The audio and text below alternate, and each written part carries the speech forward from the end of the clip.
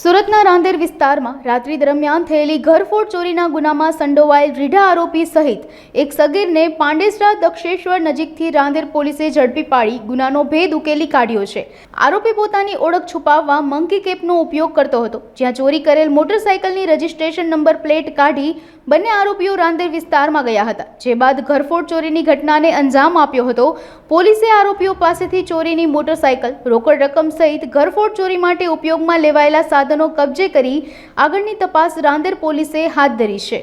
Rander police સ્ટેશનમાં એક Chikligar gang જે મંકી કેપ પહેરીને ચોરી કરવાની ટેવવાળી હતી, એ રાંદેર પોલીસે ઘરફોડ ચોરીમાં પકડી પાડેલ છે, જેમાં આ આરોપીઓ જે મોટરસાઇકલની ચોરી કરેલ હતી એ મોટરસાઇકલની ચોરીનો નંબર પ્લેટ બધી કાઢી નાખી અને ચોરી કરવા આવેલ અને ચોરી કરીને જતા ત્યારે પોલીસે બાતમી આધારે આ બંને આરોપીને પકડી પાડેલ છે। એમાં એક આરોપી સગીર છે જે કાયદાના સંઘર્ષમાં હોય છે અને બીજા આરોપી છે એ જસપાલસિંહ ઉર્ફે જયપાલસિંહ જગદીશસિંહ ચીખલીગર છે, એમને બંનેને પકડી પાડી મુદ્દામાં રિકવર કરેલ છે અને હાલમાં પોલીસ એમની તપાસ કરી રિમાન્ડની કાર્યવાહી ચાલુ છે।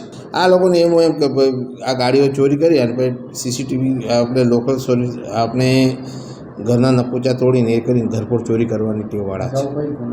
અત્યારે એક ગુનો રાંદેરમાં ડિટેક્ટ થયો અને બીજો એક ગુનો આ લોકોએ બાઇક ચોરી કરી છે, નડિયાદ ટાઉન પોલીસ સ્ટેશનમાં એક ગુનો દાખલ થયેલ છે। એ અત્યારે એકતાનગર નંદુરબારના છે, મૂળ અહીંયા રહે છે, પણ મૂળ આમ એકતાનગર જે કરીને છે નંદુરબાર ગુરુદ્વારા પાસે તાના છે અને અહીંયા બીઆરસી પ્રભુનગરમાં રહે છે।